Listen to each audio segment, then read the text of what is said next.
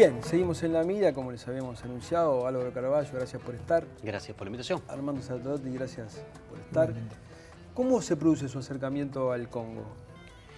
Bueno, el mío en particular, mi primer viaje fue en un relevo de cascos azules. Y a partir de ahí, en ese momento yo conocí a Julio Alonso, un periodista español que está trabajando con proyectos de ayuda humanitaria en la zona, que de hecho es el motor principal en esta denuncia. Y empezamos a hacer pequeñas colaboraciones con proyectos de ayuda humanitaria allí. Así fue mi inicio. Y el mío fue con un proyecto por fuera de los vuelos de relevo para un trabajo que se llamó Más allá del deber, sobre el trabajo de los cascos azules justamente en Congo y en Haití. ¿Y cómo se da el contacto de ustedes con esta realidad particular de los crímenes de Yeka? Bueno, digamos que más o menos cuando te estás acercando a la zona y las primeras veces, por lo menos la primera vez que fui yo, te enterás a enterar de las cosas que están pasando. Cuando investigás para ir a un destino así, entrás a averiguar cuál es la realidad de esa zona. A mí me impactó mucho en mi primer viaje que estuvimos 2 horas y media bajo fuego, pegaditos contra el piso como lapas, porque venía un grupo guerrillero que se le ocurrió que estaba bueno amedrentar a los cascos azules. Eso en una zona que se llama Quimua. Y ahí nos comimos 2 horitas y media así contra el piso. Pero eso me empezó a generar preguntas que después las fui trasladando. En una escuela en la selva, por ejemplo, estar hablando con una nena de 12 años y que a la mitad del diálogo pasa alguien por atrás tuyo y esa nena se calla y no habla más. Entonces al rato, después fui con un traductor aparte, le agarro y le digo, ¿por qué dejaste hablar? ¿Te dio miedo algo de lo que me decías? Me dijo, no, porque el señor que pasó por atrás tuyo me persigue en la selva para violarme. Y era un señor que estaba armado, ¿no? Entonces ahí entré a averiguar un poquitito más. Y en este viaje, un día estábamos en una reunión con un grupo de personas y hubo gente que nos dijo, bueno, hay mucha información sobre un criminal de guerra que por ahora nadie ha podido agarrar. Julio Alonso tiene antecedentes de haber denunciado por genocidio al presidente de Sudán. De hecho, fue un caso que presentó en el Tribunal Penal Internacional. El tribunal falló en ausencia del presidente sudanés, que en teoría no puede salir de sus fronteras porque fue encontrado culpable. Como las personas con las que nos reunimos conocían esos antecedentes de Julio, nos dijeron, bueno, ¿se animan a hacer lo mismo con Yeka? Material hay y lo que haga falta tratamos de ayudar a generarlo. Y así empezó esta historia. Explícanos, Cerdo, cómo es que se da, cuáles son los pasos necesarios para denunciar a un criminal de estas características. Porque uno se pregunta, bueno, pero ¿por qué no lo agarran? ¿Por qué el gobierno no va y lo aprende? Primero no lo agarran porque Yeka es una persona muy hábil para generar vínculos de tipo político hacia un lugar o hacia el otro, depende de hacia dónde vaya la corriente, la marea. Un día está aliado con Ruanda, que es el enemigo mortal de Congo, y un mes después puede estar aliado con el gobierno del Congo en contra de los grupos armados ruandeses que se meten dentro del territorio del Congo. En el marco de esas alianzas, él va eludiendo las posibles persecuciones. Lo que decía Marcela hace un rato de que habían denuncias internacionales, habían denuncias en contra de este hombre y el Congo ha empezado a perseguir el tema de la violación, sobre todo. Se producen más de 250 violaciones por día en Congo. Es uno de los países donde la violación se usa más como arma de guerra. Exactamente. ¿No? Y es más grave también porque es una cosa casi consuetudinaria, es una cosa casi de costumbre social el aceptar la violación y el aceptar y al no perseguir a los violadores. Pero ¿cuáles son los pasos que hay que dar entonces ante un personaje así, digamos, que tiene la habilidad de zafar de la justicia de su país? ¿Cuáles son los pasos que hay que dar para poder llegar a prenderlo, ¿no? Bueno, a ver, el tema de la denuncia fue ver en los tratados internacionales dónde estábamos amparados para poder presentar esto ante un tribunal internacional. A la vista está que el gobierno local no ha tenido la voluntad de agarrarlo. Entonces, una vez encontrado a través del Estatuto de Roma, que dice que cualquier civil puede presentarse en Tribunal Penal Internacional, fue hacer una recolección de pruebas y ver cuáles catalogaban como crímenes de lesa humanidad y cuáles catalogaban como crímenes de guerra, y en base a eso presentar una denuncia. La idea es que, una de las cosas que ahora estamos tratando, y que es dificilísimo, pero es parte de todo el trabajo, es de demostrar cómo, teniendo la posibilidad de atraparlo, el gobierno local no lo hizo, el ejército congolés no lo atrapó. La orden de captura local, en realidad, es un salvoconducto para él. Mientras mantenga negocios con el gobierno, no lo van a salir a atrapar. Y en teoría, la comunidad internacional, como tiene un pedido de captura local, no lo puede agarrar tampoco. Entonces, por un lado, presentando pruebas que sean absolutamente contundentes. Vimos algunas imágenes duras, imagínense que hay muchísimas más y son extremadamente crueles. Si nosotros probamos esa falta de voluntad y por otro lado que tiene crímenes cometidos que ya no afectan solo a su país, sino que el tráfico de los minerales que él roba tiene patas de negocio tanto en Ruanda como en Uganda, ahí empieza a ser un delito internacional y es lo que tendría la fuerza suficiente para hacer caer la denuncia local o para imponer la denuncia a nivel internacional. Esos son los pasos que estamos tratando de seguir. Por el momento, el Tribunal Penal Internacional ya nos mandó 2 notificaciones. Primero, un acuse de recibo de la denuncia. El segundo dice que pasamos un primer filtro. En teoría, si pasamos un filtro más, hay caso contra él y Naciones Unidas se vería la obligación de ir y agarrarlo. ¿Ustedes actuarían como que simplemente como denunciantes, como testigos? Ni siquiera denunciantes. Nosotros lo que estamos presentando son, hay un nombre indicios técnico, probatorios. Indicios probatorios. Porque los que tienen que hacer la investigación en función de esos indicios probatorios son los mismos fiscales del Tribunal Penal Internacional. El caso es que estos indicios probatorios tengan la solidez como para que un fiscal lo haga propio y empiece a hacer la investigación en profundidad en función de lo que nosotros estamos presentando. Ahora digo, no quiero minimizar en absoluto el trabajo que hay atrás de esto, pero digamos, parece ser que no es muy difícil conseguir pruebas, ¿no? ¿O no? ¿O no es tan así? No es difícil conseguir nafta si das con el surtidor adecuado, ¿no? Entonces, si encontrás el surtidor, conseguís las pruebas. Pero porque tienen que ser cosas, tienen que ser cuestiones que estén validadas y documentadas. Mirá que, por ejemplo, recién hablábamos o nombraron el ataque del 2010. Nosotros tenemos hasta los nombres de las víctimas y tenemos, en ese caso hubo 397 violaciones, incluyendo violaciones, algo así que fueron como 370 de mujeres, 20 y pocas de hombres, y creo que cuando digo mujeres estoy incluyendo niñas, ¿no? Y unas poquititas menos de 10 de niños menores de edad, de niños varones. Ahora, eso tenemos absolutamente documentado, los relatos de cada una de las víctimas, la fecha del ataque, el orden en el que se dio el ataque, cuál ha sido todo el derrotero, y estamos ahora tratando de trazar un patrón que vincule los ataques con las distintas variaciones de los precios de los minerales. O sea, vos podés llegar a que alguien te cuente algo, pero darle eso, la calidad de indicio probatorio y que pueda ser aceptado en un tribunal y demás, ahí es donde se complica la cosa y se complejiza. Sobre todo porque los testimonios, hay 2 cosas ahí que está bueno recalcar. Primero, que los testimonios, se pueden recabar los testimonios. Ahí los soldados uruguayos, gracias al vínculo en la región, en las regiones donde han actuado y han ayudado a pacificar la región, la población local comienza a tener con los oficiales, sobre todo uruguayos, un vínculo de confianza que hace que ellos den testimonio. Y ahí creo que el trabajo de los uruguayos, esto es un trabajo que va más allá de lo que se le pide a ellos, de lo que Naciones Unidas les puede pedir a ellos. Y muchos de esos testimonios han sido recabados gracias al trabajo de esos uruguayos en el lugar y de la confianza generada con la población civil. Lo otro es lo que decía Álvaro recién sobre el vínculo de Checa con el gobierno del Congo. El gobierno del Congo, al ver que quiere retomar el control de la minería y de los minerales para volver a poder exportar, ¿tá? Y generar una industria propia del mineral, que en este momento está siendo socavada justamente por todos estos grupos guerrilleros que controlan áreas, controlan minas y sacan en forma de contrabando el producto. Ahora, más allá de los intereses lo que está haciendo, Armando, que deben ser muy fuertes y seguramente pesan más que cualquier cuestión humanitaria. ¿Cuál es la composición social y política de un país en el que tienen que llegar 2 uruguayos a hacer gestiones internacionales para meter preso a un tipo que los está, digamos, los está dañando a ellos mismos? Es decir, no hay ningún congolés, no hay ningún profesional independiente de gobierno, no hay nadie que haya movido, que se tienen que mover 2 periodistas de tan lejos.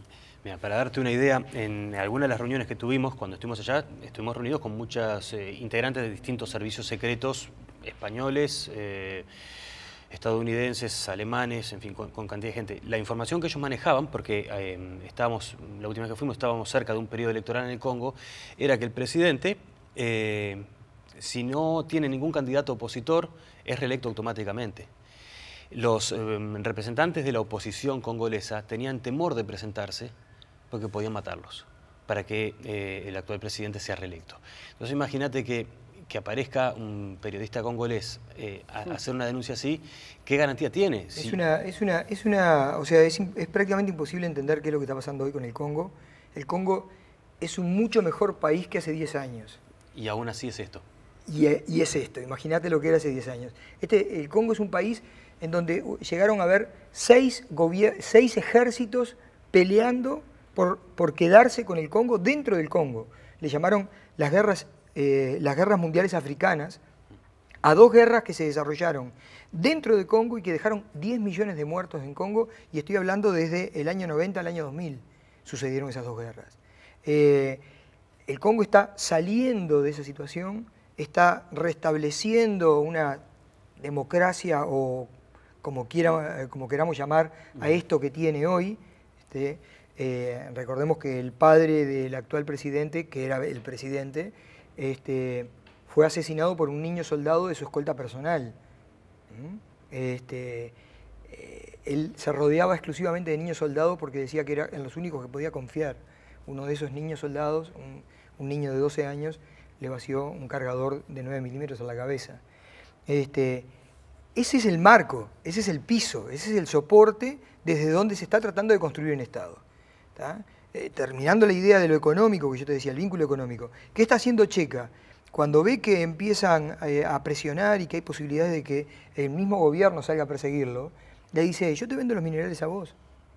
Yo le vendo los minerales al Estado congoleño. Mándenme aviones. Yo no los mando a Uganda, se lo mando a Kinshasa. Mándenme los aviones que yo le mando el mineral a Kinshasa. El mineral que yo saco se lo vendo a ustedes. ¿Y ese mineral es el que usan luego las grandes compañías? Sí, hay por lo menos hay 2 o 3 minerales distintos. Uno es el niobio, que es un superconductor de los impulsos electrónicos y que es como el que se puso más de moda ahora. Primero era el coltán y el tantalio. El coltán, perdón, es una aleación de colombita y tantalio. Del tantalio sacaban niobio y ese niobio era el que permitía las pantallas táctiles y todo lo demás. Resulta que descubren que hay una mina de niobio en la zona de Bisille, es en la zona de Kivu Norte, en el Congo, y entonces se mueven todos los grupos hacia allí a pelear por el control de ese territorio, porque de hecho, además, a todo esto, Checa tiene autorización legal para explotación minera. No de las minas que está explotando, pero la tiene. Es parte de su cobertura también. Ahora se reavivó el coltán porque están sacando casiterita y están sacando la casiterita estaño para las aleaciones. Hay una cosa muy interesante de cómo influye la realidad internacional en este tipo de conflictos y de maneras impensadas. En el 2004-2005 la Comunidad Económica Europea, impulsada por sentimientos nobles y medioambientalistas, decide que no se va a soldar más con plomo y hay que pasar a soldar con estaño. ¿De dónde se saca el estaño? De la casiterita. ¿Dónde hay casiterita? Y allá van todos los grupos a darse de bombo por la casiterita. El vínculo, ahí surge también cuál es el vínculo entre las atrocidades que hacen y el negocio. ¿Cuál es la mejor forma de controlar una zona? En la lógica de ellos. Ir y asustar a todo el mundo enseguidita. Entonces van y atacan una población, la destrozan, pero dejan la suficiente gente viva como para que huya y cuenten las poblaciones de alrededor lo que ellos son capaces de hacer. Estamos hablando de descuartizamientos públicos. Sí. O sea, de tomar una persona viva y descuartizarla públicamente, en la plaza central del pueblo. Y estamos hablando de ese tipo de cosas y dejar los pedazos esparcidos en el lugar. Y en ese contexto, ustedes que estuvieron interactuando con los cascos azules, ¿cómo lo viven y cuál es el papel ante una situación así? ¿De quiénes? ¿De los cascos azules? Los uruguayos. Ellos han tomado, hasta de la parte que yo conozco por lo menos, ellos han tomado el trabajo muy en serio. Una de las imágenes que veíamos ahí es de Checa liberando rehenes, una que aparece él con un jogging negro, con una franja roja y una, ya la tengo tan vista que por eso, y una cantimplora. Eso es un médico el que lo filma. Eso es entender el título del libro de Armando, ¿no? Más allá del deber. Los tipos se han comprometido y han estado yendo a investigar y han estado yendo a averiguar, y cuando sabían que él tenía esos rehenes, que eran 11 menores y 2 adultos, iban todos los días a su cuartel general, llamémosle, que era una serie de chozas de barro y paja, donde tenía los rehenes, y decían: nosotros somos Naciones Unidas, no podemos enfrentarnos a ustedes, pero tenemos que cuidar a la población civil. Ustedes tienen civiles acá adentro que no los pueden tener, y empezaron a negociar para liberarlos. Y lo lograron liberar. Con la excusa de ir todos los días, hablando mal y pronto, le dejaba los huevos planos, porque eran todos los días cayéndole 2 o 3 veces un grupo de milicos uruguayos con un médico y preguntándole uno por uno a los rehenes. Salvo a la nenita que tenía 1 año y 7 meses, que no podía hablar, a todos los demás le iban preguntando ¿cómo están? ¿Les dieron de comer? ¿No les dieron de comer? El médico tuvo la sangre fría para encajarse en una cámara pocket escondida y filmar las negociaciones. Ese es el compromiso que ellos han asumido en esa región. Nos pasó una cosa muy loca. Esto es una infidencia. Nos pidieron que paráramos 2 marchas que había a favor de que no se fueran los uruguayos de ahí y que trajeran a los indios. Y eso nos lo pidieron los uruguayos, porque nos meten en un problema con Naciones Unidas, no queremos eso. Empezamos a hablar con autoridades locales a ver cuál era el tema y ellos decían, han hecho tantas cosas por nosotros que no queremos que se vayan. Eso en la zona de selva. Cuando vas a la ciudad, cuando estás en Goma, el relacionamiento es distinto. Ahí es una relación más fría, más distante, y también hay detractores de los cascos azules. En la selva, en la zona que tuvimos nosotros, en Pinga, en Quichanga, en Hueso y en Empeti. Yo fui testigo de una reunión con todas las autoridades civiles en donde estaban representados los tutsi, los ñangas, o sea, todas las etnias que vivían en la zona, 2 organizaciones de mujeres, o sea, imaginemos tratar de llevar adelante una organización femenina, una organización de defensa de la condición de la mujer en ese marco en el medio de la selva. Bueno, 2 representantes de organizaciones femeninas de ahí de la zona, habían 10, 12 personas, y esas 10, 12 personas, cuando terminan de hablar los oficiales uruguayos que estaban ahí, que los oficiales uruguayos le empezaron a decir, bueno, ahora nosotros nos replegamos de nuevo a Goma. Denle un crédito a los indios. Ellos habían sido desplegados, digamos, a esa zona como batallón de reserva. Cuando empezaron los combates, se había apaciguado la zona. Cuando llegaron los uruguayos, habían 2.500 personas viviendo de una población de 30.000. Los uruguayos, 1 año y pocos meses después, habían logrado que 27.000 personas estuvieran viviendo de nuevo en esa zona. Y esta reunión se da en ese marco, para decirles, bueno, nosotros volvemos de donde venimos, a Goma nuevamente, y acá viene un batallón indio. Y la población civil, o sea, había gente, integrantes de esos grupos, que decían, por favor, no se vayan. Nosotros ya estuvimos con los indios y los indios vienen a estar adentro de los cuarteles, no nos hablan, no nos dan bola, no les importa relacionarse con nosotros, no se vayan. Vos que tuviste mucho contacto con los cascos azules uruguayos, ¿vos pensás que después de estar tanto tiempo, ¿no? Porque están hasta 1 año, ¿no? ¿Cuánto es el que 9 rotan? meses, ahora el periodo de 9 meses. Y situaciones como eso de ver descuartizamientos y tal, ¿es traumático? ¿Han tenido que tratarse, sí, digamos, sí, algunos por...? Sí. Normalmente en el batallón hay 2 psicólogos que trabajan continuamente con la gente y están atendiendo gente continuamente. Pero después tienen un servicio de asistencia que es consultado permanentemente por muchos soldados que se ven impactados por estas imágenes. Totalmente. De todos modos es bastante particular de que quieran volver. Es raro encontrar un soldado que no tenga 2, 3, 4, 5, 6 Uno podría decir misiones. es por el dinero, ¿no? Es que es por el dinero. Sobre todo en el caso de los soldados, es por el dinero. En el caso de los oficiales hay una cuestión también de curricular. Yo he visto muchachos tenientes de 25, 26 años, allí en donde Álvaro contaba, en Quimúa, en un lugar en el medio de la selva, que estaban rodeados por 800 a 900... fuerzas hostiles. Fuerzas hostiles, le llamaban ellos, guerrilleros de un grupo ruandés, el grupo que asesinó, los Hutus, que asesinaron a los 800, 900.000 Tutsis, que se pasaron para el lado ruandés. ¿Y qué edad tenían? 26, 27 años. Tremendo, lidiar con estos tenientes, simplemente con el arma de servicio colgado al costado, llamando a los dirigentes, a los jefes locales, a los mayores y capitanes locales, porque además tienen todo estratificado, ¿no? Esos guerrilleros tienen escuelas oficiales incluso, en el medio de la selva. Llamándolos y diciéndoles, se terminaron los peajes. No, es que son unos muchachos nuevos que están en la fuerza y que se terminaron los peajes. Las mujeres, sabemos que las mujeres vinieron el otro día de recoger la yuca y ustedes se pararon en el medio y se quedaron con la mitad de la producción. Se terminaron los peajes. Empiezan a ir custodias con orden de disparar. Si de nuevo se encuentran en situación de peaje, nuestros custodios van a disparar. No es para llevarlo a ese plano. Vamos a calmarnos todos. Y ahí terminarse los peajes realmente. Pesa mucho el lenguaje simbólico, ¿no? De hecho, no tienen autorización, no pueden disparar. Eso es una bravuconada y es un medir fuerzas y tratar de amedrentar a los otros. Yo quiero agregar un matiz con lo que decía Armando. Yo he visto actitudes extremadamente nobles y desinteresadas económicamente de parte de soldados que son el último orejón del tarro y que van a hogares de niños con polio a trabajar, que hacen una vaquita y juntan el dinero para arreglar las paredes y pintarle el dinero, Sí, para mí, yo creo que en realidad hay una cosa que se dice siempre como chiste, que es que el que va a África una vez quiere ir de vuelta porque África te embruja. Y yo creo que probablemente para muchos o para la mayoría la primera motivación sea la económica, pero sensibiliza mucho. En el caso de esto, digo, terminando la idea un poco de estos oficiales, cuando yo veía esos oficiales, yo pensaba, digo, acá hay una discusión que siempre está en la vuelta, es ejército sí, ejército no. ¿Tá? Pero eso es una discusión aparte. Si yo pienso de que ya tengo un ejército, de que ese ejército está formado y que ese ejército está consolidado, ¿tá?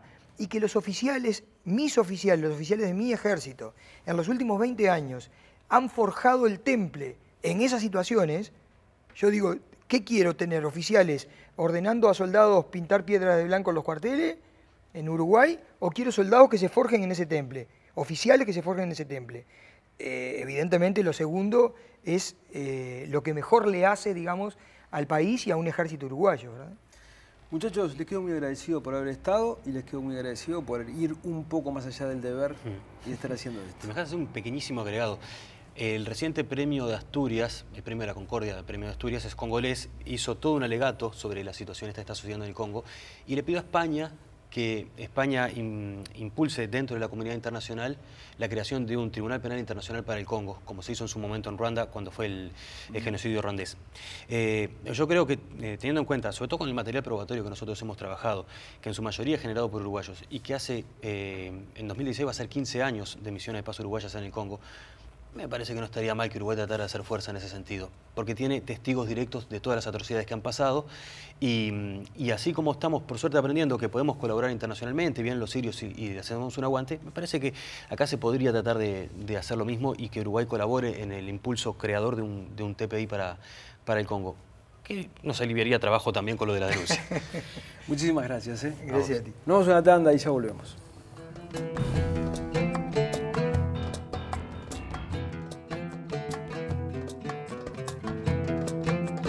Presenta Catunasí, Terminal Cuenca del Plata.